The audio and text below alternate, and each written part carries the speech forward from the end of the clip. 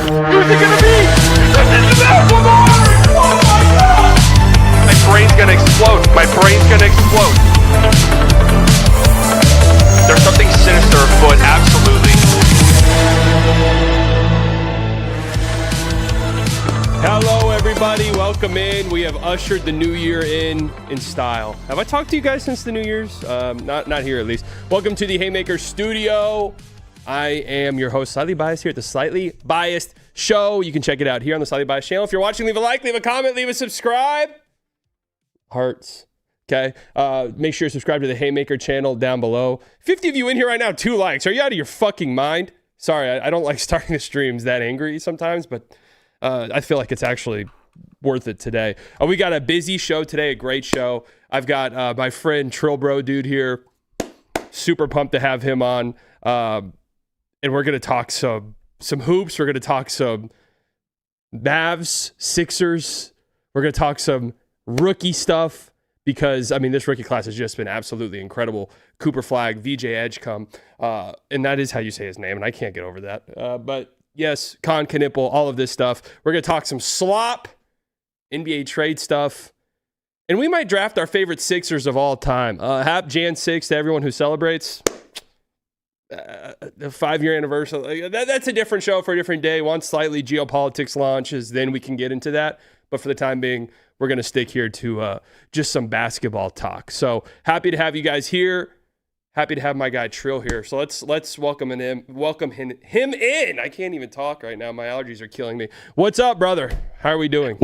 What's going on? I'm so glad that I'm here to be, placed in the cuck chair the day after the Sixers have lost to the end of the bench from the Denver Nuggets, and Penn State legend Jalen Pickett just, stuck a knife in my back. I'm a Penn State guy. I've always rooted for him. Yeah, unfortunately, Jalen Pickett, I literally called it before the game that Jalen Pickett was going to have a career game. I don't know if you heard this on the broadcast. He was shooting 8% from 3 on pull-ups for his career, and he had 7 pull-up threes last night. So that's the kind of night it was for the Sixers. I heard all of them. I heard the Hunter Tyson was 19% from 3, Zeke Naji 18% from 3. It's funny because, in case you guys aren't aware of what he's talking about, the Nuggets beat the Sixers last night, 125-124. No shame in that.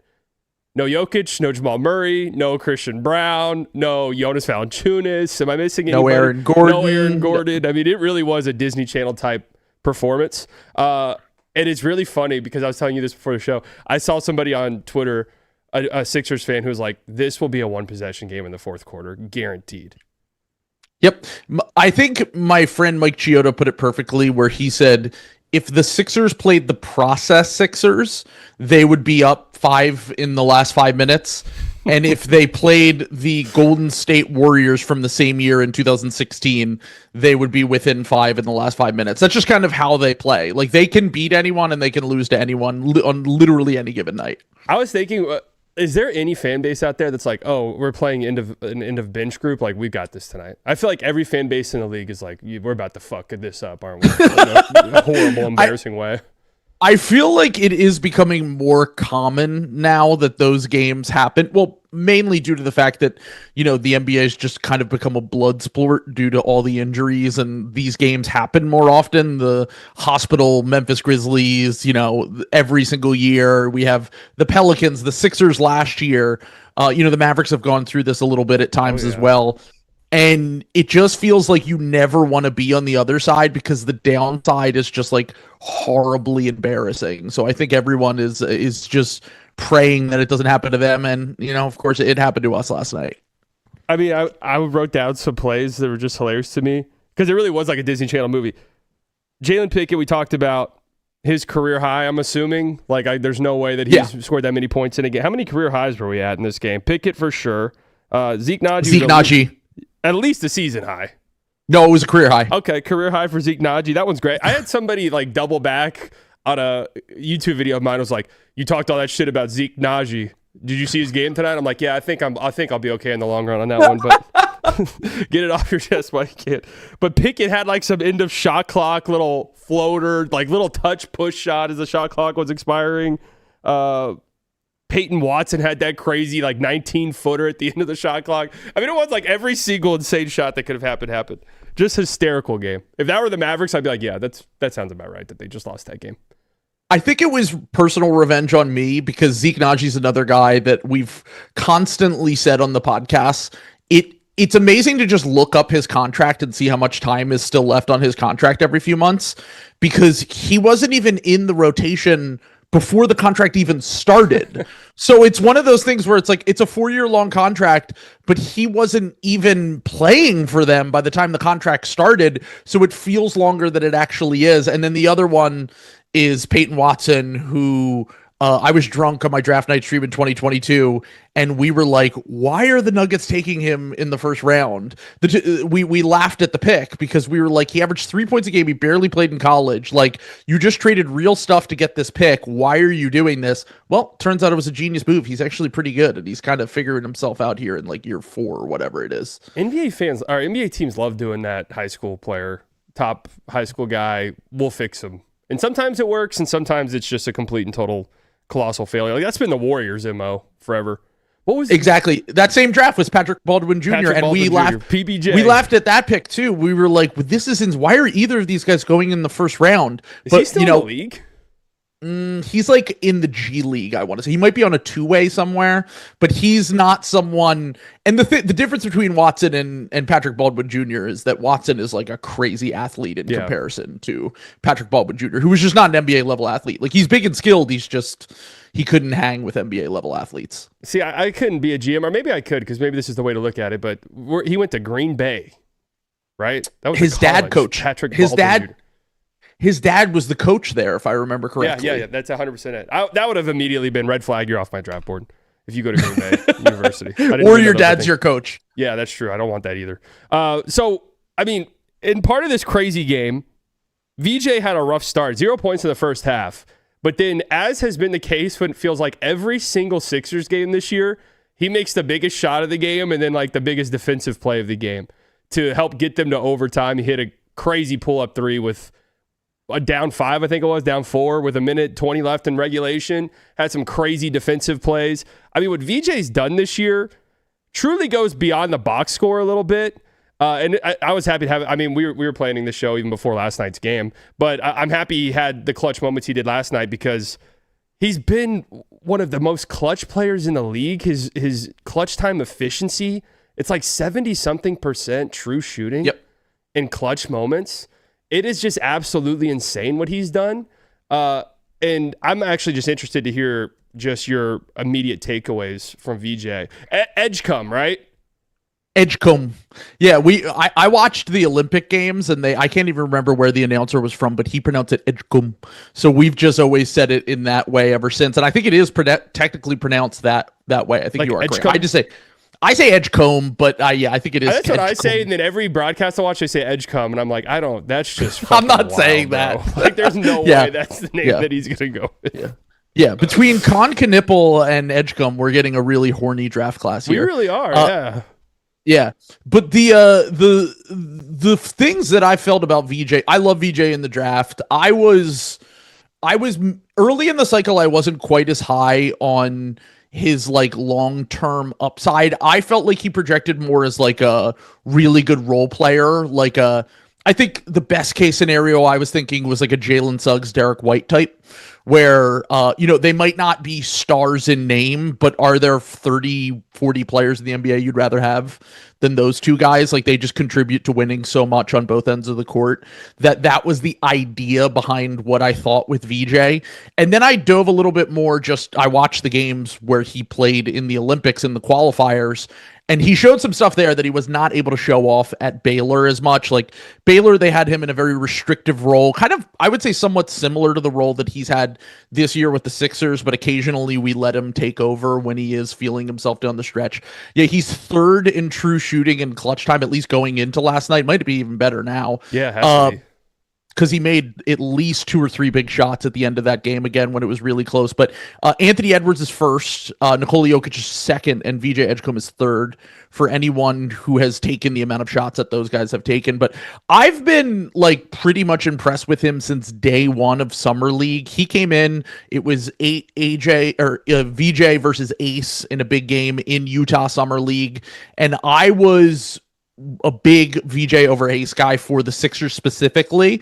In general, I did have VJ a few spots ahead of Ace on my board, but I was just very much sold on the idea of VJ coming in and giving us, something that we haven't really had in quite some time, which is someone that can, really defend, someone who has a crazy motor, someone who can attack off of the ball, and someone who's just going to be able to be a running mate with Tyrese Maxey for the next 5 to 10 years. That was my thought, was like, get the best player you can get, and also get someone who can kind of transform your play style. And VJ and Maxey have done that so far this season. And VJ has really, really stood out to me in terms of how much he's just improved from where we were in Summer League to where we are now. Like, he's completely fixed his shot.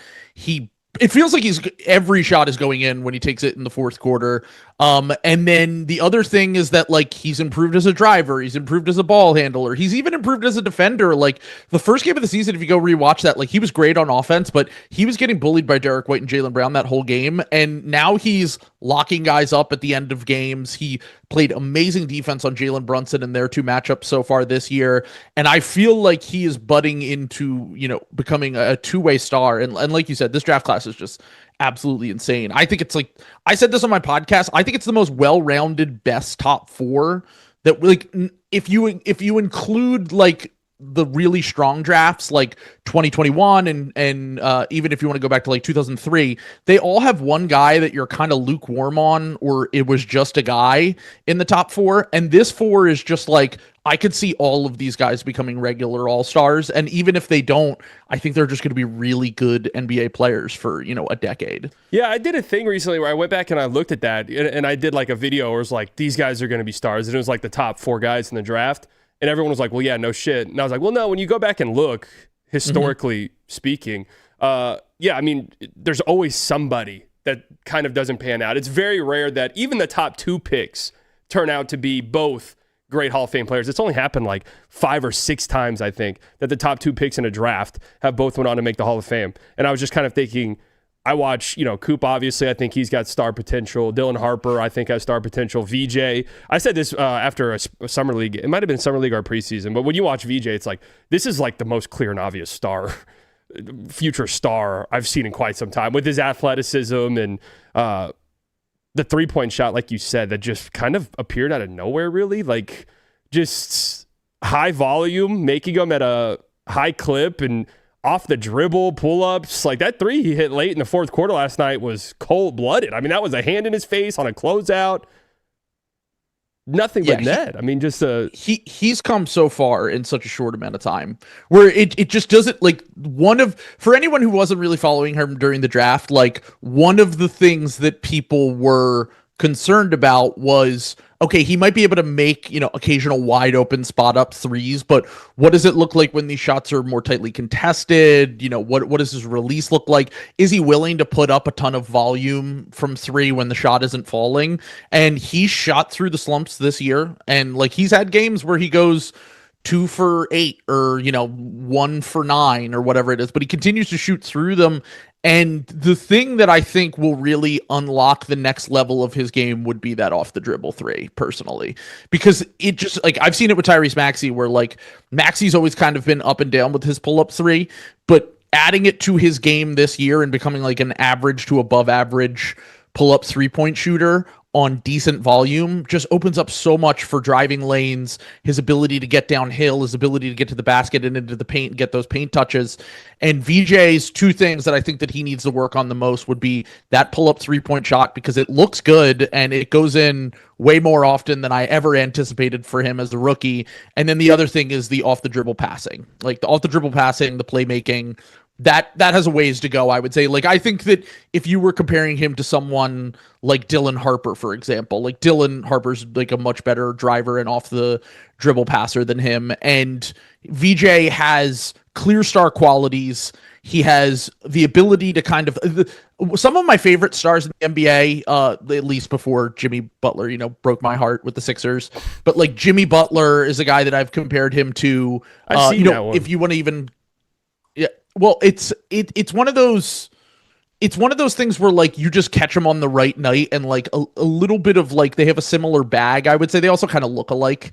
So I think that is part of it as well. But the thing that I think that someone like Jimmy, and this was the idea behind drafting him, was basically he can be a role player on the nights where he's not a star. And I think that those are the most underappreciated stars in the NBA, where all right, maybe the shot isn't falling tonight. Maybe, I'm not going to be a guy that, runs 20 pick and rolls on this night because someone else is cooking. How else can I affect the game? And VJ is always affecting the game in some capacity if the shot isn't falling. Yeah. I mean, that's his defense has also been one of the things. The live passing, that's always like the next step. We're still like Anthony Edwards, that was the big one. Where it's like, can that playmaking, but not just the playmaking, it's the bending the defense and then making the live skip passes. Like that's always the next evolution for those type of guys. And it'll be interesting to see if VJ can. The thing with all of these rookies is it's hard to put a ceiling on any of them because you said this about VJ and it's true about Coop too. Like they've all come into the league and have already grown their games in like the first 2-3 months of the season to where I don't know what Coop's ceiling is. I don't know what Harper's ceiling is. We haven't seen much of him. He doesn't play as much as some of the other guys, obviously, because of the Spurs situation. Like Con Knipple, who knows what his ceiling is? I mean, he's already probably better than some people expected he would ever be in the league. So I don't. What do you think? Are you up to date with the odds, the betting odds for this stuff? I mean, I would imagine it goes Flag, Con, VJ. Is there a way we can share this on screen? VJ's plus 2,500 right now. Yeah, I mean, it's one of those things where like the number one pick generally gets the benefit of the doubt in these things, especially when they're as good and like as highly touted as a prospect as Cooper Flagg is. Not Ricochet. Last year, they're like, his ass isn't getting Rookie of the Year. Yeah. I was going to say, there are these weird drafts and there's also drafts where it's obvious. Like, for example, I've had the opposite where we had Markelle Fultz and he, barely played and was in and out. And it was this weird season and he didn't turn out to be the player that people thought he was going to be. We also happen to have rookie Ben Simmons on that team who ended up winning Rookie of the Year. But that was Fultz's first year? Yeah, they were, because Ben didn't play his first year, remember? Fultz is just older than whenever I look at Fultz's basketball reference, every time I would have done it, I'm like, wow, he came to the league that long ago? Like, to me, it feels like 2020 or something could have been his rookie year. 9 years, because he didn't play. He didn't play that much his rookie year. He was in and out of the lineup. Yeah. He had that like weird injury. And then his second year, he started to kind of find himself with the Sixers. And then we traded for Jimmy Butler. And it was like, we don't really need Fultz as much anymore. So we traded him. Funny enough, we traded him for the pick that became Tyrese Maxey. But we lucked out in that situation. But kind of just going back to what I was saying, like the number one pick generally when their prospect is hyped up as Cooper Flagg, they tend to get the benefit of the doubt. First off, they get drafted to worse situations usually. I would say like the Mavericks are a weird team because they have more talent than your average number one, pick team that is drafting, which I think we've seen a little bit more. Remember a few years ago when like Cade got drafted to the Pistons or even like Jalen Green that year on the Rockets, like we had these guys go into like pretty dire situations, I would say. Whereas Coop like went to a situation where there is talent on the team, but talent doesn't really fit together. And then the availability of AD and Kyrie and stuff. So it's one of those things where like Coop didn't really get drafted to the situation that he like with Lively being out too. Like we really felt like this team probably could have been better. And it's not necessarily his fault at all that they're not good because the team is just not nearly good enough. And it's one of those things where I look at these top guys and I personally think you could make a case for any three of those guys. Like the Con thing is like, I said in the draft process, he had like the underrated ceiling to me. Like I thought that of all the guys, I was like, he was like a heliocentric guy in high school. He led AAU in scoring, which never really gets talked about. Like he led EYBL. He led EYBL in scoring for a year. And then he came to Duke and he shifted into the role to be the second option to Coop. And then when Coop got injured, he was the first option. So I was like, I don't really think this guy is someone that you can necessarily cap at like, yeah, he might be like the absurd, like the people that were low on him that were like, he's Corey Kispert were always absurd. I saw like Cam Johnson or Bogdan Bogdanovic, and I was like, yeah, I could see those outcomes. But when you're as productive and as good as him with the feel and touch that he has, I feel like most of those guys end up being way better in the NBA than we expect. And he has, yeah, I mean, he's literally like a sub all-star right now, which is kind of crazy for a rookie. I legitimately think that he, and going to the Hornets, like the mess that the Hornets always are, even though they're more talented this year than in the past, is very, very impressive. So I think all three of these guys could easily win the award, and I wouldn't have a problem with it. Yeah, I mean, I look at the odds right now, and it's minus 700 for Coop, plus 700 for Con. That's obviously like projecting out, and these odds obviously aren't like rankings; they're just predicting who's going to win the award. And I agree, the one pick's always going to have the upper edge. I mean, I'd give it to Coop right now, obviously. I mean, that goes without being said, right? Because that's just who I am and how I am. But are you slightly biased? I'm slightly biased. They do say that. I mean, Con's at 43% from three, man, on 8.5 attempts. I hate that this conversation, every time I have it, I end up talking about Con, because when we went on that Around the Horn thing that we did on Playback, we had the same conversation. Playback, man. How are you coping with that one? That's a tough heartbreaking, dude. I absolutely love Playback. It was legitimately, we look forward to it so much. The whole community, like YKB community, is like super bummed out over it. It fucking sucks. Like it's basically like one of the few things that actually came out of Silicon Valley and seemed to have like good use and like potential to be something great. And of course it gets undercut by probably, you know, some corporation stuff that is above my head. But yeah, no, just looking at Con's stats, like he's shooting 48% from the field, 43% from three, 88% from the line. He's going to shatter the rookie record for 3 points. Like 3-point makes, he's going to destroy it. He might break that in a couple weeks.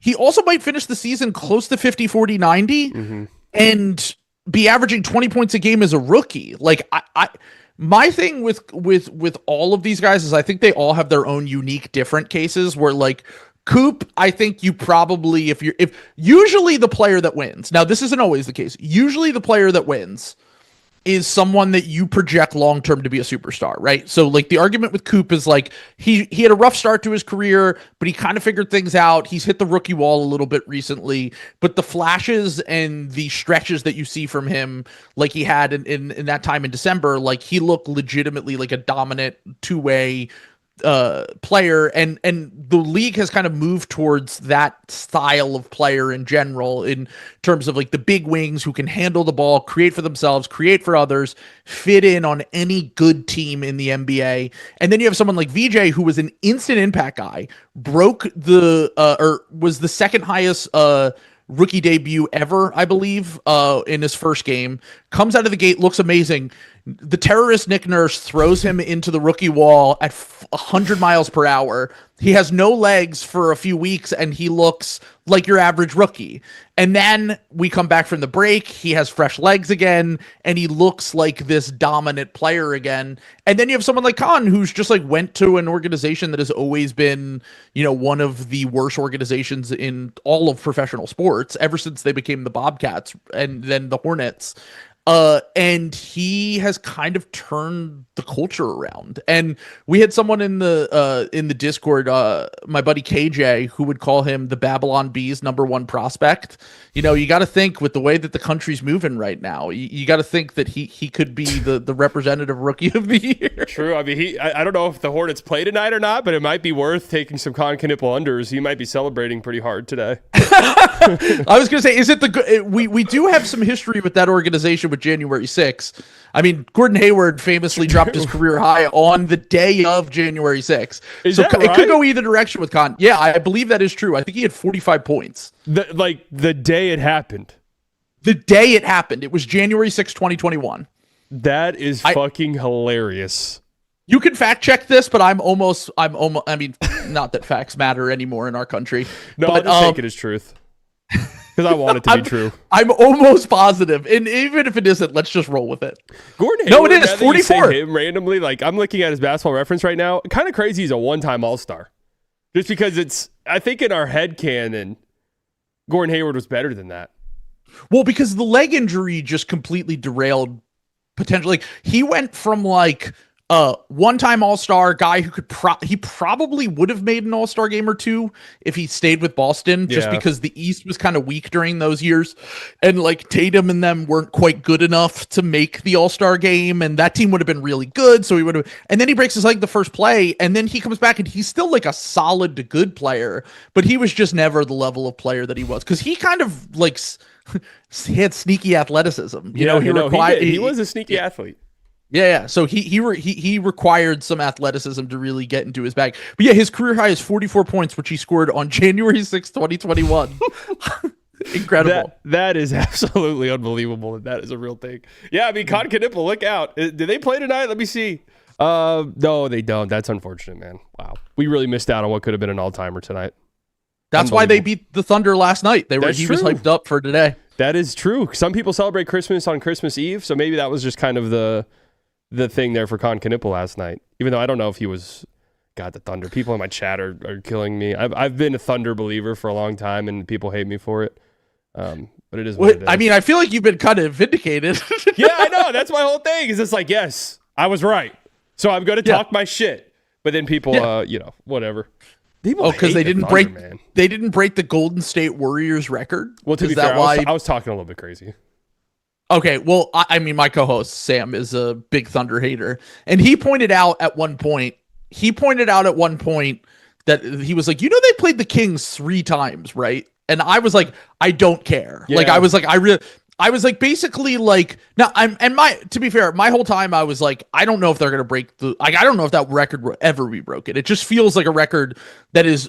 It's unfair. I know the league was much weaker during that time period, and they revolutionized the sport with their system and the amount of threes they took and all of that. But that was only a decade ago. Like, that feels like impossible in my mind. How do you lose less than 10 games in a whole NBA season? Yeah. I just like the Thunder started 23-1 or whatever it was.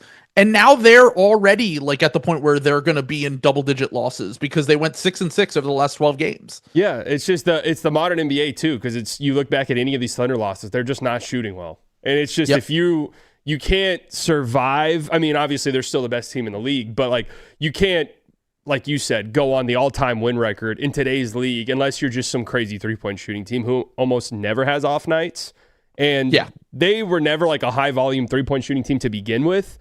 And now they're just in this crazy shooting rut. They low-key need a trade. I know you're a big slop guy. This seems like it's going to be a slow slop season, unfortunately. Okay, I'm really not meaning to give you any sort of PTSD here, but we did an episode literally this week last year called The Death of the NBA Trade Deadline. Don't worry. I infamously, the whole time leading up to trade, it's like, guys, I think this is going to be one of the quiet ones. And I even specifically said, this will be the first time in like 5 years the Mavericks don't do anything at the trade deadline. A lot of people, it felt that way because it was a combination of, and I think it's the same thing for this deadline a little bit, but now it feels like teams are trying to, I would say last year, it felt like everyone was just kind of on pause because of the aprons and everyone was getting adjusted to the new rules in the CBA and what trades could and couldn't happen.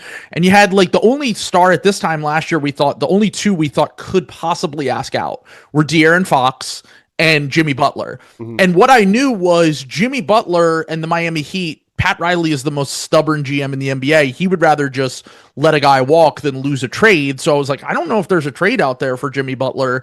And then on the other end was De'Aaron Fox. And I was like, well, he still has 2 years left on his contract. They could trade him in the offseason when it's easier to make trades.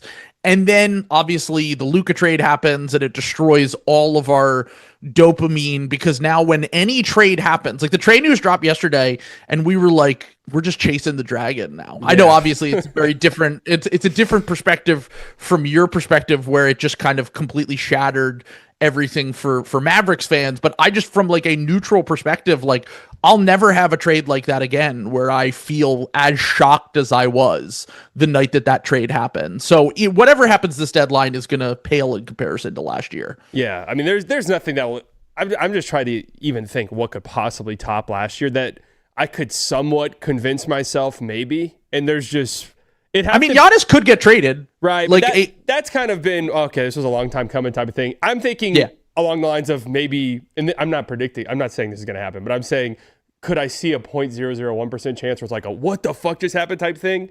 If the Spurs were like, the Wemby stuff scares us, and they just offered us 10 first-round picks or whatever. Like we're gonna go ahead and capitalize on this right now. I mean, it would never in a billion years happen. But that's what the Luka trade was basically. Sure. Yeah, that's how insane it was. I mean, it would be like if the Spurs made the finals this year and then next year because that's what will forever break everyone's brain about the Luka trade, which is that it's not even though we know Wemby is going to be a destroyer of worlds as long as he can stay healthy, and he might go down as legitimately. I do think that if he has decent health, and I pray that he does, he could be one of the 3 greatest players of all time. And Luka at one point was seemingly on a track to reach that upper echelon of player. And then even if you consider yourself disappointed by whatever he became by the end of his Mavericks tenure, they still made the NBA Finals and the conference finals. And he had like the highest points per game ever in the playoffs, except for Michael Jordan, I think. Mm-hmm. So it's one of those things where it's unfathomable that will ever happen again. But we are in the era, we're low-key in the era of the dumb GM being kind of back. I don't know if you've kind of picked up on this, but maybe it's just because teams fire GMs so often now, so it's a combination of like last front office and this front office. But it feels like we're getting more panic moves. We're getting moves that, like, for example, like the Pelicans draft night trade is gonna live in infamy for the move that they made on draft night, and that kind of made it so that the other trade they made last offseason got lost in the shuffle when they traded CJ McCollum for Jordan Poole, and now CJ McCollum's contract might get Trae Young and a first-round pick for the Wizards. I, for the life of me, still do not understand that trade. And that one, you said, just got swept under the rug. Yeah. It's Troy Weaver. It's Troy Weaver because we've said this before. Troy Weaver is really good at identifying and scouting and acquiring talent. He has no idea how trade value works. That he is like the trade. I mean, you're talking about a guy that traded, and I know it's funny because you reacquired him with the Wizards and then again with the Pelicans, but he traded Sadiq Bey when he was like a playable wing for James Wiseman, when it was obvious James Wiseman was not anything. He also went out of his way to make that draft night trade. He constantly would do these things. He gave up in the Dante DiVincenzo trade years ago. He got Marvin Bagley in that trade. Like he's the kind of guy where he can like find talent in the draft, and he can get guys via free agency or in second draft guys or whatever, but he will do whatever it takes to acquire a player once he has his sights set on him, which was the CJ McCollum for Jordan Poole trade, where it's like Jordan Poole has been sneaky one of the worst players in the NBA the last few years, making $30 million a year, and they gave up an expiring CJ McCollum who is better than him. It just makes no sense. And you just drafted Fears, and presumably DeJounte's coming back. So, I mean, we're like a full calendar year since his Achilles tear. So for the life of me, I could not understand that trade. I'll make a case real quick for this year's trade deadline and why I think maybe it could sneak up on us is I think there's a perfect sort of mixture right now of the Eastern Conference does feel legitimately wide open, but I do think most teams will probably look at their situation and say, we got to add something. And maybe one domino drops and then another domino drops and another domino drops. And on top of that, I do think there's a couple of really desperate teams. And that's really what you need to start fueling a trade deadline. A couple of desperate teams that are either desperate to get off guys or desperate to bring guys in. Like we talk about the Trae Young stuff. And usually in reports like this, once specific teams and specific players start getting named, that's when it's like, okay, something seems like it's happening here. Like something seems like it's at least progressed to the point where they're talking like this. I still think Milwaukee for Trae Young just makes a ton of sense in terms of Milwaukee's desperate. They need some backcourt help.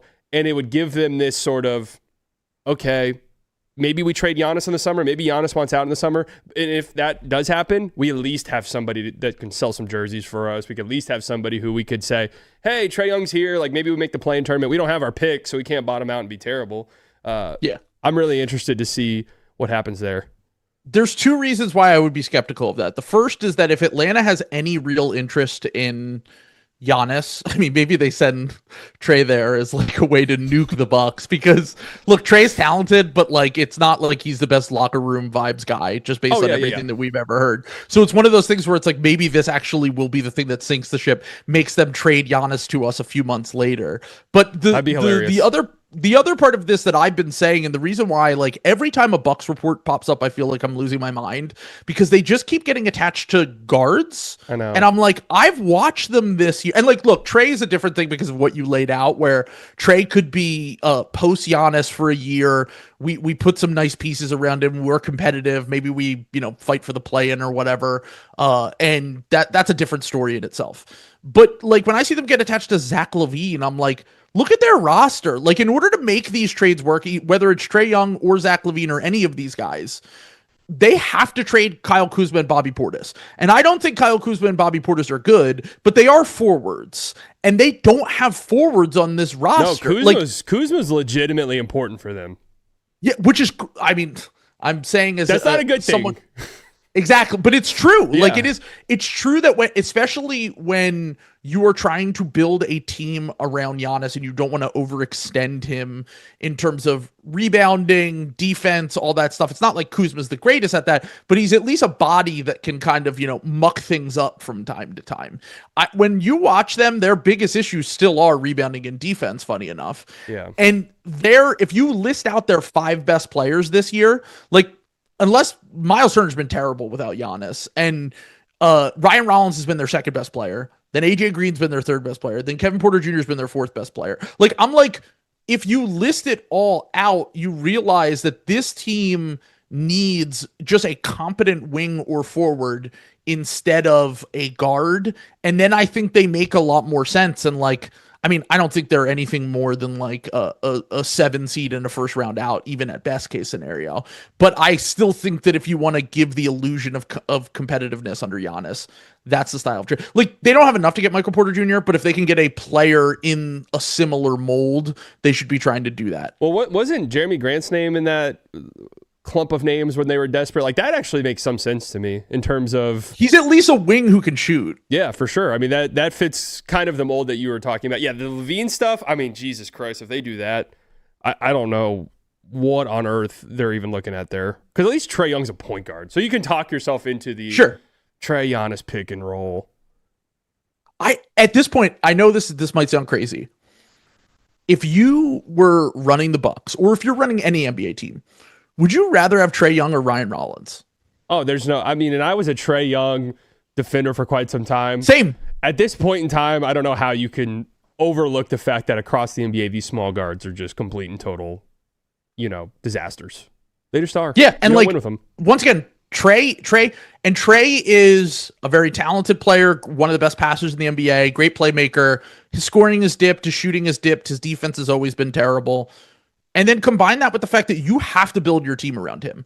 Trae Young doesn't fit in. You have to fit in around Trae Young. Yeah. And that is why someone like Rollins would just be more appealing to me if I'm trying to like win playoff series. The problem with Trae is like, he always got the Steph comparisons early on, at least, because he shot from 40 feet and he was a shooter in college. But the 3-ball just never got there.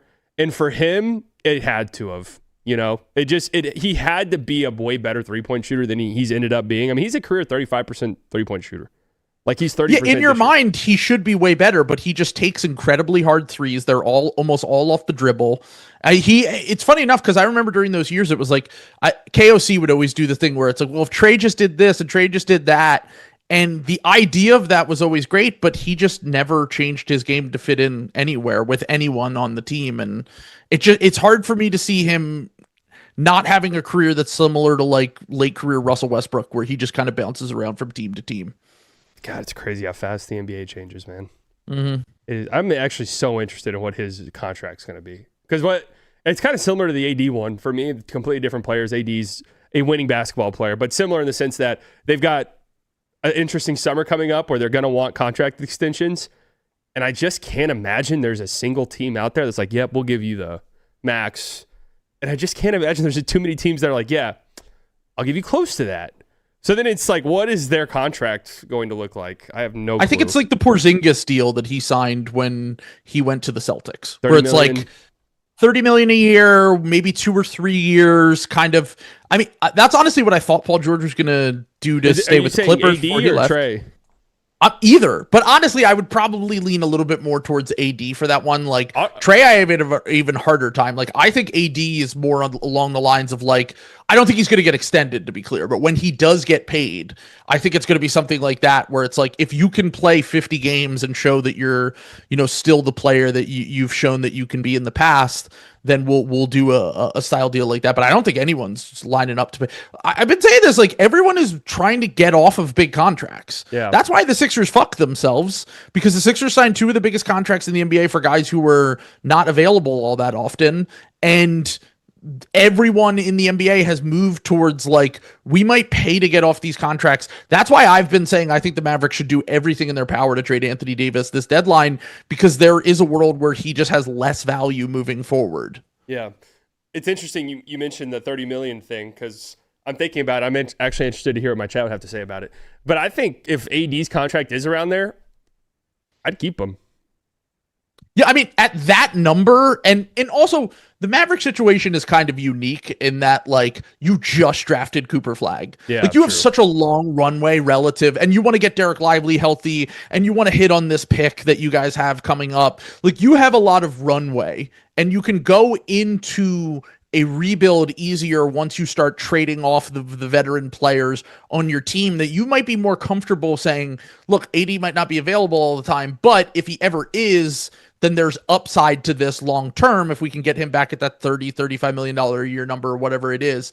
Whereas a team like, for example, like the Sixers, like we were like now it's easier because we fucked up last year and we got VJ, but like a lot of teams that are in the position that, like even the Hawks, I know they have a younger core, but like it's very obvious they want to compete and try to win now. Like you guys have such a longer runway that you could probably like pull off a deal like that. But like there are plenty of teams who are in the NBA that just don't really have the runway that the Mavericks have.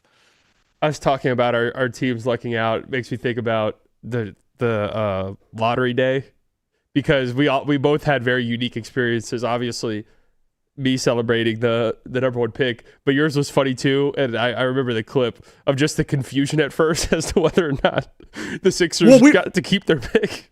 We were confused over whether the Sixers kept their pick because the broadcast fucked it up on the broadcast. And by the way, Kevin Nagandi was the one who fucked it up. He's a Philly guy too, so we all gave him shit. He was a good sport. Well, he was probably freaking out too. He was like, "Oh my god, they lost the pick, guys." Yeah, exactly. On the inside, he's melting down. But the other part of that was we obviously our first thought, and you had the same thought on your stream, which was we were like, oh, it's rigged. Like the Mavericks get the first pick, they traded away Luka, they make the Lakers happy, big market, whatever, blah blah blah. But we were all praying on the same stream that the Spurs did not get the pick. Well, that was my thing. It was rigged, but it was rigged because they rigged it so the Spurs could get a top 2 pick, and then they put the Mavs number 1 because then nobody would talk about the Spurs. Because if the Hornets won the lottery, then everyone would be like, wait, what the fuck? The Spurs got the second pick in a draft where there's like, yeah, the second Dylan Harper is going to be a superstar in the league. Yeah, and look, I was really high on Harper, and I still think he has that kind of ceiling, but I think the pure shock if we saw Wemby and Flagg together, combined with the fact that they just drafted Castle last year, they just traded for De'Aaron Fox, like that would have been something that just put us all on tilt. Like I don't think that we would have been able to kind of comprehend what we were in for. Even though I think that they haven't played a lot of minutes together, but the Harper Wemby minutes are legitimately fucking insane. Well, last time I think they're like plus 40 net rating. Yeah, they're just destroying teams in their minutes. Like, and it doesn't feel like, I'm sure there's some like shooting luck or whatever the nerds will tell you, like, oh, well, actually, if you regularized it and blah blah. I'm like, just watch the games. Like they're just killing teams when those guys are on the court, and I'm sure it won't be quite to that extent, but it's obvious that pairing is going to be amazing together for the next decade. This has been a new kind of a resolution I had coming into this year. Is I have Canceled some of my advanced stat subscriptions that I had. I'm completely off stats. I've looked at next to no stats. I've just watched with my eyeballs this year. That was my resolution. Is like sometimes these things can get so fucky.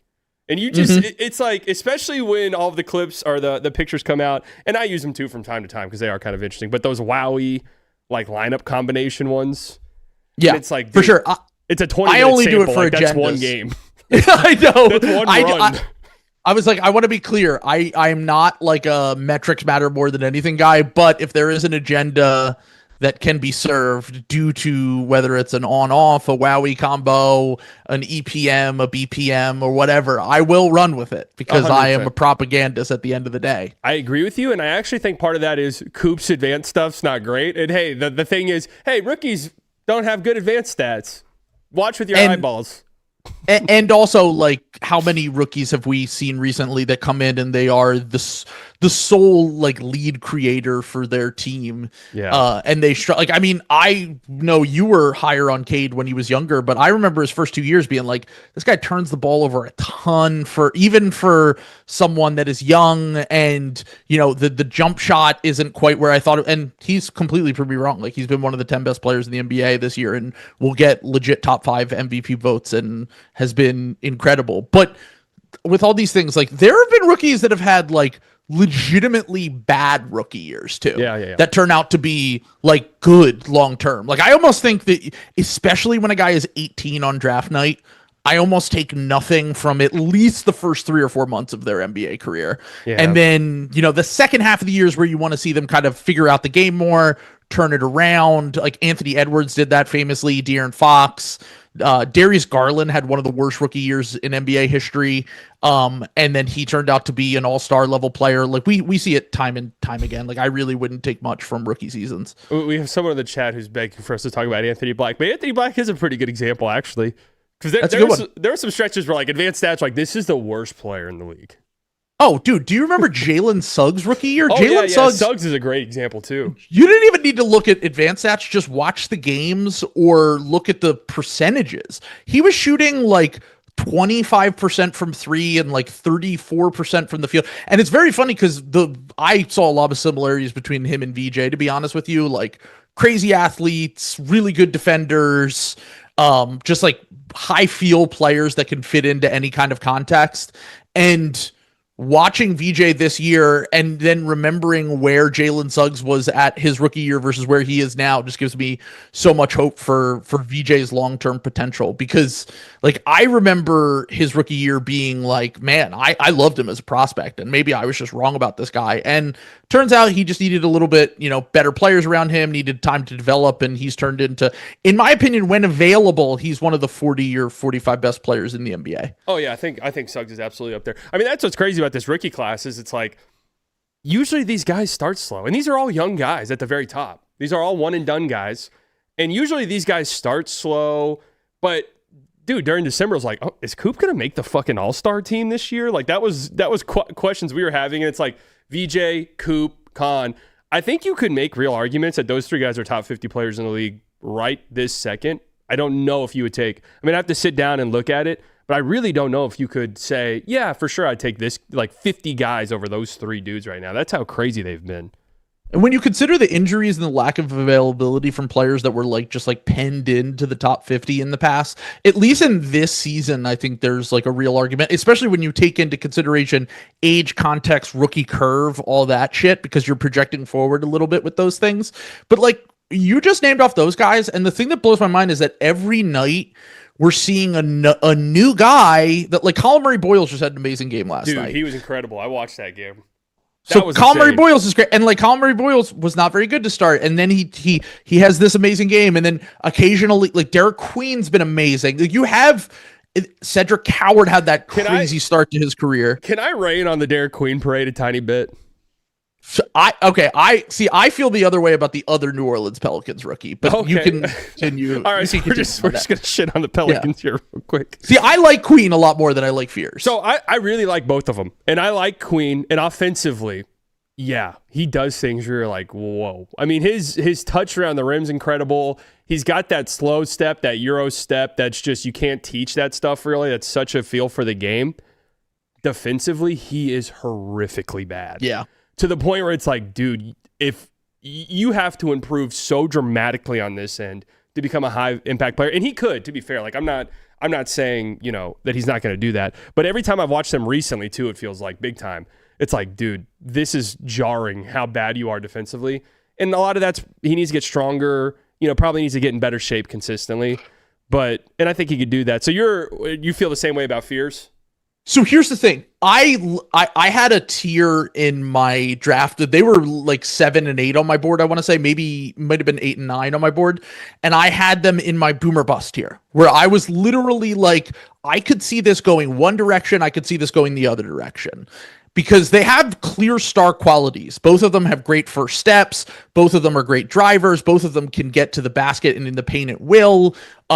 Queen flashed a ton of passing stuff in college, the touch stuff, the finishing around the basket stuff, getting to the line, all this stuff that you could project to be a potential offensive hub. I actually really like I think it was my buddy Kev, NBA Couchside, had a comp for him, which was Zion with a play style that is like basically not going to break his body, where like slowed down, chopped and screwed Zion, basically. Yeah.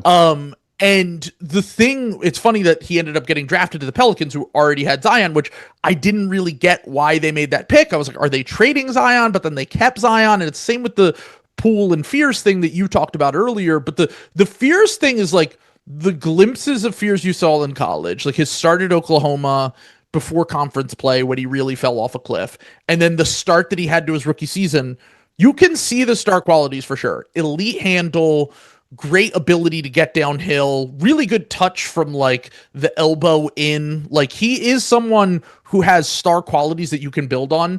But if we want to talk about like small guards, and this was Sam Vicidi's thing the whole cycle, and I kind of agreed with him, where it just feels so hard to make a guard who's 180 pounds, even if he's 6'3", 6'4", make it work in the modern NBA as everyone's getting bigger and more skilled. And defensively, like, I know rookie guards are generally not good on defense, but he is like, anytime he's on the court, it's like a disaster. Mm-hmm. And like, they have like the worst transition defense in the NBA when he's on the court because he's missed a bunch of layups and then they get out running the other way. And then defensively, like, he just cannot hang with some of the assignments that he is being asked to do. And like, my whole thing is like, look, he was one of the younger guys in the class. So I was like, if you want to make a bet on someone long-term, he's probably going to be, I remember literally saying like, he might be the worst player in the NBA next year, but I don't think that means that he's dead on arrival long-term. Second youngest, right? I think he's the third youngest. I think it's Flagg, Noah, and then Fears, but Noah got hurt. Yeah. And, but the long and short of this was like, when they drafted Fears and then traded for the Queen pick, I'm like, those two guys are never going to be able to work together defensively. Like, if you want to make someone like Queen or Fears work, you need to insulate them with defense all around them. And I just think while that offensive duo has potential to be really special long-term, I just think that you need to have like 3 All-NBA defenders around them. And they have Herb Jones, which is great, but like, are they going to keep Herb Jones? What does that look like long-term? Like, I'm just skeptical that fit can work long term, but the flashes, and I think especially from Queen, like I think we undersell how rare it is for a rookie to get as many assists as he does. Like, I did this Şengün's rookie year where I was like, I'm looking at some of these stats and I watch the games and I'm like, he's making the right reads. He's a good enough passer to run some offense through. And if you look at the stats, it's like, I think he was literally doing things that hadn't been done since the 1970s for a rookie big in terms of passing. And Queen is kind of the next step in that process, I think. And I do think that the upside is very, very real with Queen. I'm a little bit more skeptical on Fears just because of the way that the league is moving. Yeah, I mean, I agree. I like Queen more than Fears. My concerns with Queen are because, yeah, Fears is, whatever. It could work out. It couldn't work out. He's a small guard. I do think he does have a superpower because he's one of the 3 probably fastest players in the league right away. Sure. And that definitely will help him out. But I think the idea for Queen long-term is, can this guy be like our number 1? Will you trade Zion eventually? And now everything's going to run through Queen. He just has to be better defensively because this you're right. This is like you can't survive. And this has become a thing with the Lakers too. Where it's like, well, you just need 3 great defensive players. It's like, do you know how hard that is? Like, people bring up that Mavs team all the time. It's like, dude, that took like 5 years of trial and error to finally reach that point, and they had to tap through every last one of their assets to get to that point. Yeah, and it's also like teams have kind of loaded up on those guys, and when they get them nowadays, they generally don't let them go. Yeah, the two-way big defensive wings making $30+ million. Yeah, like OG Anunoby made $40 million and everyone freaked out. And I'm like, honestly, when you watch the Knicks and how important he is to their defense and just keeping their offense viable by having someone who can spot up and occasionally, get into the mid post and stuff, like he's kind of essential. Like, I don't think he is their second best player, but he might be their second most important player. Like, I think that if you're comparing him to I think you could argue second best, but it's tough with Cat's I still think stuff. Cat's offense is like, I know that Cat isn't the most consistent, and I know that the defense could drive people insane, but like the games where Karl Anthony Towns has it, it's just like we saw it at times in the playoffs last year, where like, and it ultimately did sink them in the Eastern Conference Finals, which has kind of always been the issue when you're trying to build. And by the way, that's a perfect example of like what I'm talking about with Fears and Queen, where it's like, and I'm not saying that the New Orleans Pelicans need to worry about like making the conference finals or anything, but what I'm saying is like, eventually when you're building a team around a small guard and big with defensive issues, you will run into a matchup that kind of ends up sinking you. And honestly, one of the reasons why the Sixers have had success against them this year is because they're one of the few teams, even with all of their flaws, they're one of the few teams that can run out 3 to 4 legitimate ball handlers at any given time, and then there's nowhere to hide guys on defense like it was for the Pacers-Knicks series last year. But the Towns stuff is like, I mean, Towns is so talented. He's a frustrating player because you felt like he could have been, this all-time great, and he just turned out to be like a really, really good player. Yeah. That's an interesting point about the Sixers, because I kind of feel that way too about the Celtics, because the Knicks I thought were my pick to win the East. I think they still are, but the more I watch the Celtics, the more it's like, if Tatum comes back and is 80% Jason Tatum, man, that team's really fucking good. And yeah, there's those concerns with the Knicks. I mean, they just have that glaring weakness where you're going to have 2 bad defenders on the floor. And when you play, like you said, a team that can put out 4 decision makers and ball handlers, the ball's going to swing. And at some point, Cats or Brunson, their lack of rotations or their late help's going to bite them in the ass. Like, that's just going to happen. And it's just up to their offense, really, to overwhelm teams. And it's really that's what makes OG and like Mikal incredible to me, is they are literally like basically play free safety for the Knicks. And it's like, I will fix anything that happens wrong here. Like, I will right, and that's why they won the Celtics series. Yeah, 100%. It's crazy. It's very funny because the Celtics, in a way, are it's seemingly built to kind of destroy a team like the Knicks, but I do think that, I know Tibbs isn't a perfect coach and has his own flaws, but like, I do think that Tibbs is a special defensive coach. And I think that them going with the offensively tilted Mike Brown made sense for the hire at the time, because it was just like, we're not getting nearly enough out of this offense when you consider the pieces that we have. But Tibbs did do a lot for that defense, and he had a masterful plan in that Celtics series. And honestly, I agree with you. I can't believe that they might fucking get away with it again this year, the Celtics, even with Jason Tatum missing a large majority of the season. But you just talked about earlier with like the teams that need to make a push at this deadline. I mean, I think the Pistons would be crazy not to try to make like a decent size move to get a second scorer in there. I've been saying that, and it's difficult now with the stretch they've had recently, but I've been like, dude, if Kawhi is actually available, the Pistons are like the only team in the league that I think makes a ton of sense for Kawhi Leonard, because he can come in, Cade's the guy, kind of similar to how Harden is. Like, Cade's the guy. We don't need you to do everything for us, but we do need you in certain matchups to guard other teams like big forwards and go get a bucket when we need it. Kawhi fits that billing so much to me. Obviously, there's risk involved, but it wouldn't cost an arm and a leg, and that's a move right there that could. I know they're number 1 in the East, but anybody who watches them play is like, they clearly missed something. They clearly right. do. That's the thing. It's like, and I think the Miami Heat are a good litmus test for any team in the regular season because Spo is one of the few coaches in the NBA that will run out like a playoff plan in a regular season game where he'll just like break your offense with a zone and you're like, how the fuck did this work in a January game? Like why are you such a sicko? Why is this happening? And that happened a week ago where they literally were like, hey, Cade's the only player on this team that can create his own offense and create for others. So what if we just ran a zone where we put 4 players near the paint? And then you were just basically forcing him into mid-range jumpers, and he didn't have it that game. And then it turned into no one else on that team was a threat. Like, I was watching the Sixers and the Pistons earlier this year, and it was driving me insane that we kept sending so much help at Cade. But then as the game went on, like, they had a stretch where they shot like 20% from 3 for a good stretch of that game, and we hung with them the whole game. And I was just like, I think when you get to the playoffs, like, you're going to face like teams that have, you know, a real game plan for you. And if you don't have that release valve for Cade, your half court offense is going to sink at the biggest moments. And like you said, like, I think the Knicks look vulnerable. The Celtics, who knows what happens with Tatum. Yeah. They're the 1 seed and they shouldn't make a drastic move. Like, they shouldn't be doing an all-in push. But like you said, like, if there's a guy that's available that makes a lot of sense for what they need right now that is available, go get him, because you, like, the Magic have had a weird year with injuries and the Sixers are never available. Like, this is really up for grabs, and I think that they would be really missing a huge opportunity to potentially get to the NBA Finals. I agree so much. I've seen, because weirdly enough, for a guy who lives in Dallas, I have a friend who's a big-time Pistons fan. And there's like a common sort of idea amongst Pistons fans, just like, well, let's just let this season play out. Like, we're so young. And it's like, dude, you guys could win the fucking conference right now.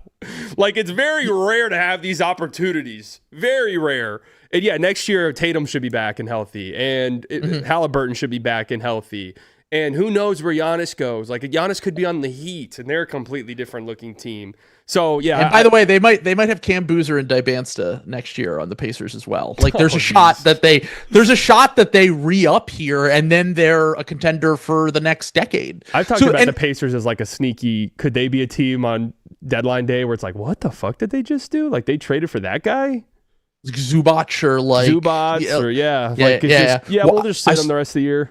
Sure. And I saw them get attached to Walker Kessler, who actually makes a lot of sense because Walker Kessler is someone who's about to get paid and they need a center, and he's out for the rest of the season anyway. So that would actually be, you know, make a lot of sense for them. Now, if I were the Jazz, with the defenders they have, I would want to keep Walker Kessler as much 100%. As possible. I was thinking that about the Jazz rebuild recently, where it's like, okay, we're kind of reaching this point where, yeah, all these guys are fun, but holy shit, none of them play defense at all. Like, they're all terrible. No, they have so many offensively tilted like even Ace, like, I think that people think he's a good defender, but he's really just a wing with size. Pure and projection there.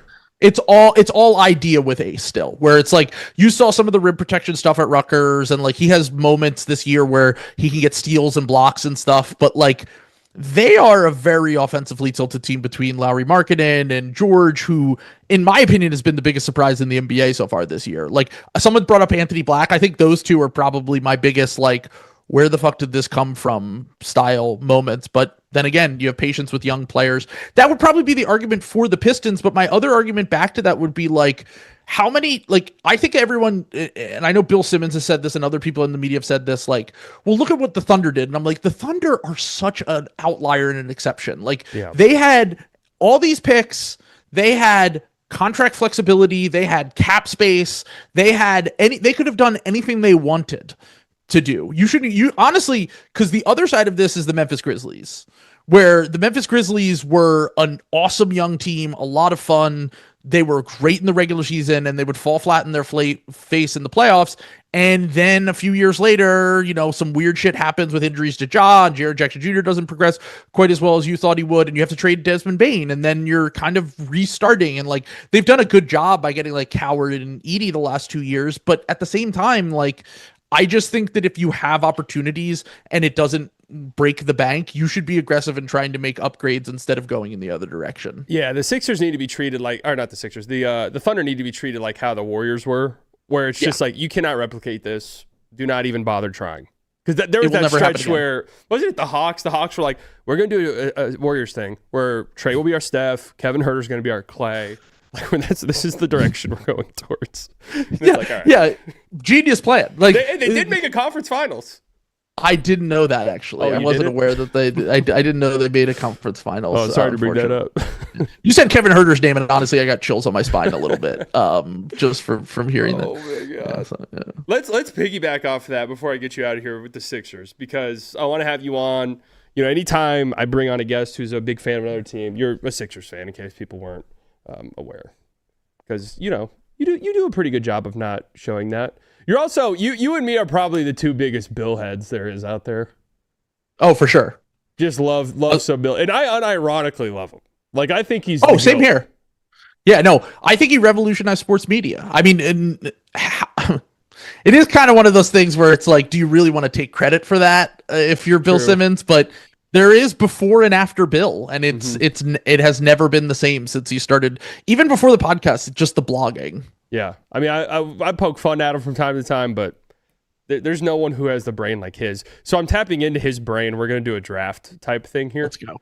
We're just going to draft our favorite Sixers of all time. Just off the top, nothing crazy. It doesn't have to be AI. It could just be anybody. And you got the first. You're here. You're the guest. I'll let you. Who's your favorite Sixer of all time? I'm actually interested to hear this. I swear to God, this is not recency bias. Tyrese Maxey is my favorite Philadelphia 76er of all time. Anyone who knows me, going back to his year at Kentucky, I loved him in the draft. I never thought that there was a chance that he could have fell to us at 21. Like I was going into that draft thinking he was going to be a lottery pick. Like I was like, he'll go 10 to 15 and then we'll get the other guys I liked in that draft. Funny enough, I have a famous tweet from that draft, which look, there are some years in the draft I completely whiff on. That year I had my number 1 and 2 for the Sixers were Tyrese Maxey and Desmond Bane. So I was tapped in for the top 2. Now after that, it got a little bit iffy, but he has been someone that I've always been high on, and he continues to exceed all of my expectations. Like I loved him in the draft. I thought he was fantastic at times as a rookie.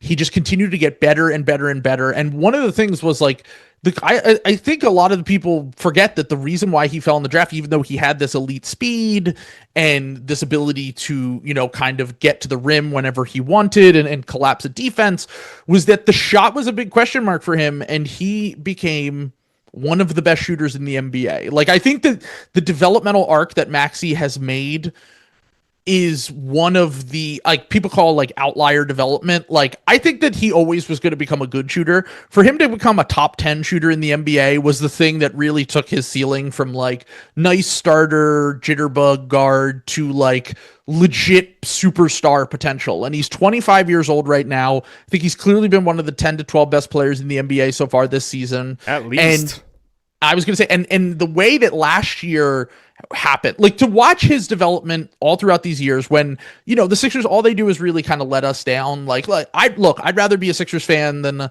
fan of the Sacramento Kings. I'm not sitting here and acting like we have it the hardest. Like we still make the playoffs a decent amount. Like we've won playoff series. We're competitive almost every single year when we have decent health. Like there are fans that have, the Cowboys of the NBA. We are the Cowboys. It is the Cowboys. It's the same thing. Like 96 was the last time you guys made the conference finals. Oh, yeah. 2001. And I know you weren't around to see it, so who cares like quite as much. But like the Cowboys at least have the history. Like we say the Sixers have 2001. That was the only year since they won the title that they've done that, really. Like where they made a run and they got to the finals. Like, so for all of this stuff in terms of like the Sixers just kind of driving us crazy throughout the years with all of the weird shit with Simmons and Fultz and blah, blah, blah. And, Jimmy Butler coming and going and the Al Horford mess and Joel always being injured in the playoffs and now all the time, to have someone like Tyrese Maxey, who's just been like a steady force for us throughout these years. It's been a joy to watch, one of the most fun players to watch in all of basketball. And I still think I can't really put a ceiling on him because he always just exceeds my expectations and just adds something new to his game every time he comes back. Yeah, I mean, he's become one of the most unguardable players in the league with the three-point shooting developing the way that it has and the quickness off the dribble. It's almost impossible to guard him because you can't give him any space. And then the moment you do crowd up on him, he's just going to blow past you like a blur. And what is he, like third in the league in steals right now? He competes defensively. He's second in total steals. No, he's third. You're correct. It goes. It's Case and Wallace for Dallas, both Dallas guys. Dallas. Case and Wallace, Dyson Daniels, and then Tyrese Maxey is third, and he's also second amongst guards and blocks, behind Derek White, who is That's like crazy. the goat block. Yeah, he is. He's insane. Shot blocker from the guard position. So yeah, so we're very happy to claim Tyrese Maxey here in the Metroplex. He's a big bright spot for Dallas basketball. I guess, I thought you were going to go Embiid for some reason. So that kind of threw me off. I'm going to take Eric Snow. And let's go. The reason for that, and this isn't some troll, I used to always, I forgot what 2K it was. Me and my friend would always play, and I'd always pick that all-time, or the 2001 Sixers team. And he was never a good three-point shooter in real life, but for whatever reason in that game, he would just drain threes over and over, and Allen Iverson would get doubled every time, and I'd kick it to him for threes. So I always have a fond memory of Eric Snow because of that. I actually have an Eric Snow story. A few years ago, I went on his podcast. Oh, this was like my first year. So I knew someone that hosts a Sixers like daily podcast on one of these networks, and Eric Snow was his co-host. So they asked me to come on, and I had literally just started Uniball a year before. So I'm like pretty fresh and pretty new. And so I just kind of come in guns a-blazing on this podcast, and I'm basically like, Doc Rivers is a fraud. We're never going to go anywhere with Doc Rivers as our coach. We should fire him now, blah, blah, blah. And then Eric Snow, I guess that made him a little bit upset, and me and him kind of got into it a little bit. So I can say I have had an argument on a podcast, a pretty heated debate with a Sixers quote unquote legend in Eric Snow, who honestly, if you go back and you watch that 2000-2001 Sixers team and really that whole era, the idea behind that team is kind of similar to the Derrick Rose Bulls, where like they just built a defensively tilted team around Allen Iverson's skill set, and Snow was a big part of that. Like Snow was a really good point of attack defender. He was one of the best guard defenders in the NBA, and while he shot us out of multiple series later in his career, he definitely had a nice moment in the sun for us in 2001. Yeah, I mean, one time all defensive team, second team. And kind of like you said, the 2001 team, you were just saying that. I was like, that's how people imagine you'd build a team around like Trae Young. But then you'd have the problem of, oh, none of these guys shoot threes? Okay. Yep. It's impossible now. Yeah, like I think Jalen Brunson 2 years ago was or last year, but then you have Cat. Like 2 years ago was probably the closest that we'll get to that. Yeah. Yeah, with what? Mitchell Robinson, Julius Randle, Hartenstein, Julius Randle. That's right, man.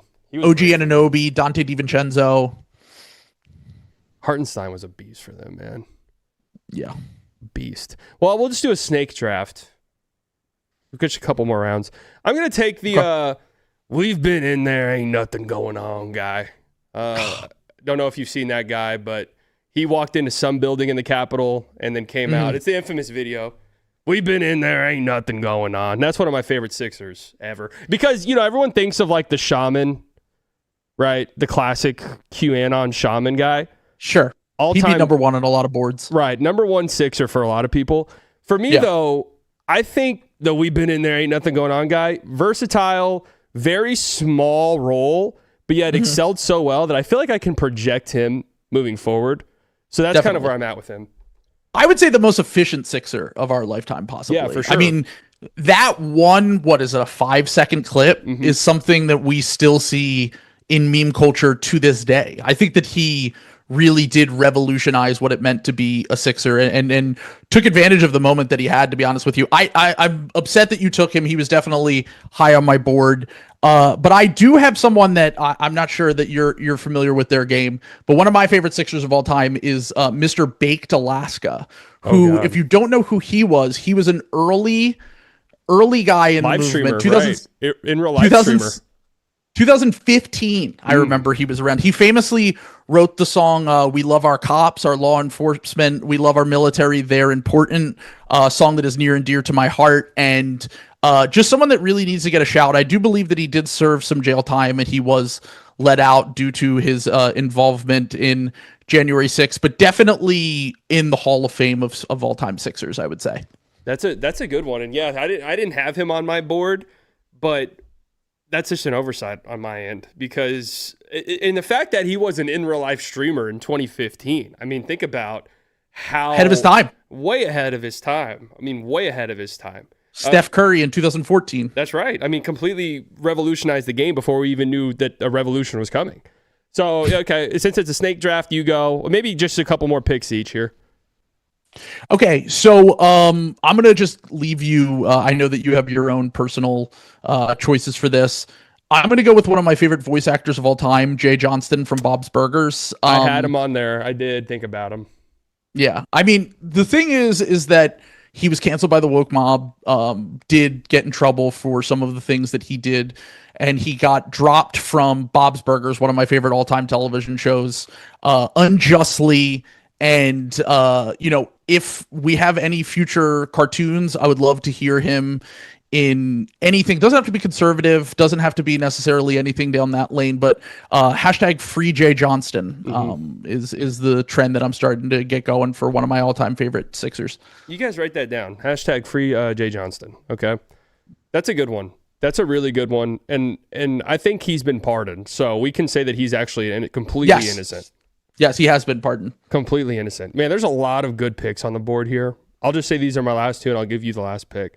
I'm going to go, I guess I'll just take the obvious pick here, and I'll say Jacob Chansley, a.k.a. QAnon Shaman. I mean, this was the face of, this is the Sixer you think about when you close your eyes and you think of Sixers. You know, that classic Colin Cowherd meme. When I close my eyes and I see, LeBron, I see the chalk. When I close my eyes, I think Sixers, I see the, this guy. Now, what I love about him is he's so versatile, multifaceted, because not only did you have this thing, but he also, I don't know if you're aware of this, sued Donald Trump for $55 trillion.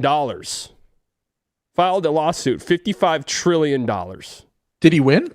No, he didn't win. But let me tell you why I love that and why I can't believe this isn't a strategy people have gone to more, is if I sue somebody for $55 trillion, most lawsuits end in settlements, right?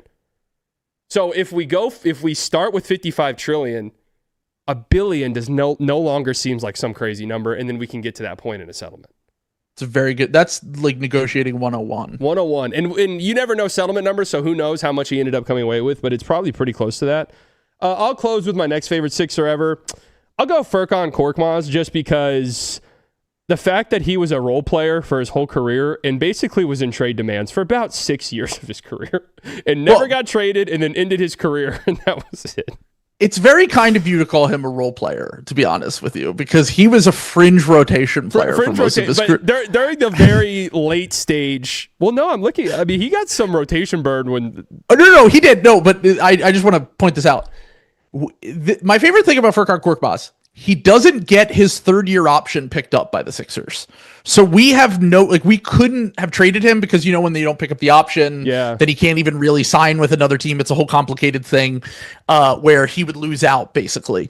So we bring him back on a veteran's minimum after not picking that up. And then he had already demanded a trade a year before. Then he demands a trade after that, and then we signed him to a $5 million per year deal for 3 years. He's out of the rotation by the end of that. He was in and out of our rotation for years, but he really only played because we were desperately in need of shooting all the time. And then he would occasionally have these games where he looked like Luka mixed with Steph, and you were like, how is this guy not getting more run?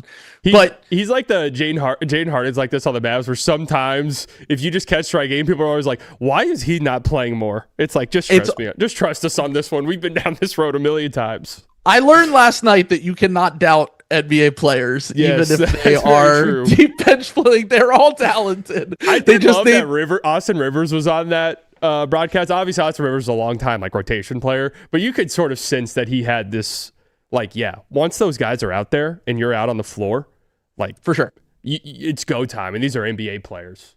Yeah, he was living for that because he kind of lived like that. He was a rotation player, but he's someone who bounced around a ton. I mean, he played for the Rockets, the Wizards, the Clippers. He was in and out of the Wolves. He was kind of the definition of that funny enough, being kind of like a nepo baby, quote unquote, but also having like the grind set to like bounce from team to team and like fight your way into the rotation. But Korkmaz, all time legend. We'll never forget Furkan Korkmaz, one of my personal favorite Sixers of all time as well. By the way, fun fact: started multiple games for us in that Hawk series because Danny Green got hurt. So one of the things that drives me the most insane about that series is not only did Ben Simmons' brain break and all this weird shit happen during that series, but Danny Green got hurt at the we lost game 1 and then we blew them out game 2 and we blew them out game 3, and at the end of game 3 Danny Green got hurt, and then it completely flipped the series because we had to play him real minutes. We had to play George Hill real minutes, and George Hill had nothing left in the tank at that point. It was a really, really tough series and season overall for us. And probably the one that I'll regret the most, even though I think that team didn't really have a real chance to win the finals in a way that like the 2019 Sixers did or the 2023 Sixers did, which Furkan Korkmaz was a part of all of those teams. So shout out to Furkan Korkmaz. 2023 was the Celtics series meltdown, wasn't it? That's the worst. That, in my opinion, that's the worst because I look at like the Kawhi shot is like, what the fuck can you do when an all-time player is just doing that? There is nothing that you can do to stop that. 2021, I don't think that team was good enough. Like, I think the Bucks or the Suns, if they made it to the finals, would have stomped them. And then the 2023 team, I feel like had the best chance to at least make the finals. Like, they could have beat the Heat in the conference finals. They were up at home, game 6. Jason Tatum was 1 for 13 to start the game, and then made his last 5 shots. We let him hang the whole fucking game. They didn't even show up for game 7. That was the most disappointing I've ever been in terms of a Sixers team in my lifetime. But if we're gonna draft one more favorite Sixer, all-time favorite Sixer, I normally would go with like a niche role player like Paul Reed or someone that is like a deep cut. Thad Young Thad Young was on the Sixers. I had plenty of guys throughout the years that I love. Iggy was always my guy. Like, I would defend Iggy to death at the lunch table. I used to argue that he was the best player from his draft other than Dwight Howard, and all the hoopers at school thought that it was J.R. Smith or Josh Smith. I think in time I proved to be pretty correct on that one. And then the player that I'm going to select it's not like a creative answer at all. It's Allen Iverson. Like, Allen Iverson is the reason that I got into rooting for the Sixers. He's the reason I got into basketball. My 2 favorite players in the early 2000s were Iverson and Tracy McGrady. I had both of their shoes. I had both of their jerseys. I loved both of those 2 players. And funny enough, Tracy McGrady, kind of a similar career to Joel Embiid, I would say, in terms of the injuries, the lack of availability, never having playoff success, all of that. And then Iverson, like, the 2001 run is other than the Eagles Super Bowl wins, probably my favorite sports memory throughout my whole life. Like I said, got me into basketball, why I started rooting for the Sixers, pound for pound, maybe the greatest player of all time. And someone who I think Ben Taylor did a video on him, and he talked about why he might even be historically underrated. And I would highly recommend checking that out. Like a really good team defender, good defensive playmaker, underrated passer. And like I said, they built a whole team around his weakness, which was, like actually guarding because of his size. And they made it work about as much as you possibly could. They took a game off of they're the only team to take a game off the Kobe Shaq Lakers that year in the playoffs. They swept their way to the finals, and then obviously the iconic step over game in game 1. Over Ty Lue. Yeah, I mean, it's got to be AI. Just like you can never take away, because we're probably around the same age. Like, that's Dirk for me. You can never take away I'm growing up and I have a superstar that I'm watching night in and night out. That's always going to have the special place in the heart, no matter what. Best feeling for sure. I was always bummed after that. If the Sixers won a ring this year or next year, is there any dethroning AI or? Well, I would say I wonder how good that would just be. Maxey basically kind of continuing to get better throughout this season and into the next season. And then at that point, it's like if Maxey can do that in this contemporary NBA with the amount of talent that we have, with how hard it is to be a small guard and be the best player. It's always been hard to be a small guard, to be clear. But like nowadays, it feels like we're getting these like super wing big guys that were just running a ton of offense. Like I think Maxey could potentially dethrone Iverson with one run, but I have a hard time. Like I love VJ and Maxey. It's going to be hard to take. It's going to be hard to match the aura and how much Iverson actually meant to the city, because Iverson is the only basketball player in Philly that has ever had the cultural crossover that like the Eagles have. Yeah. Because he was really cool. Everyone, like, he was a hard worker, small guy. He fit like the Philly ethos, quote unquote, and he loved the city. So it's hard to imagine anyone passing him in my generation, at least. But I would imagine that Maxey probably has the best chance of any of these guys. Man, that'd be so sick. As a Dallas guy, that'd be incredible. I'm rooting for him. I really am. I love him. I've been a fan his whole career. Some Sixers that I just want to shout out. The guy who stole the speaker's podium. That guy, somebody that I considered, but ultimately, just kind of a gimmicky player. Like, I don't know. Capital Mima, that's an all-time classic one. Although I will say she's a fraud, and I'll say that confidently. Why is Mima a fraud? She was not at the Capitol. That's a common misconception. Capital Mima was not at the Capitol. That's a fake narrative that went around. She's just Mima-ing it up somewhere in Kansas. What? Yeah. I've been led astray? Yes. She is a fraud. So I scratched her off my big board. This is like Wilt's 100-point game all over again. 100% is exactly like that. Well, thank you for coming on so much, man. It was fun chopping it up with you. Where can we find you at? You Know Ball on YouTube, You Know Ball across all platforms. If you like the podcast, you like what we do, sign up for the Patreon. We got stuff going on over there all the time. You can follow us on Twitch. We're on Twitch now, too. We're using that. So thank you so much for having me. This was a lot of fun. Yeah, of course. And I've been on. You guys always do some fun stuff. I went on and we watched the 2018 draft. There's so many funny clips from that. If you go back and you watch our 2018 rewatch that we did with you, we watched the Ringer party, and it was me, you, and my co-host Sam. And at one point, I said, "Paul George, please don't be Tobias Harris 2.0. LOL." You called the Pistons being really good on that stream, and multiple people have commented to be like, "Hey, you guys were wrong," and he was right about the Pistons. Really? What did I say? I don't remember that. You were like, I think the Pistons could be sneaky good this upcoming year, and they actually might be able to make the playoffs. And we were both like, I don't know about that. They just were like the worst team. Like 4 straight years.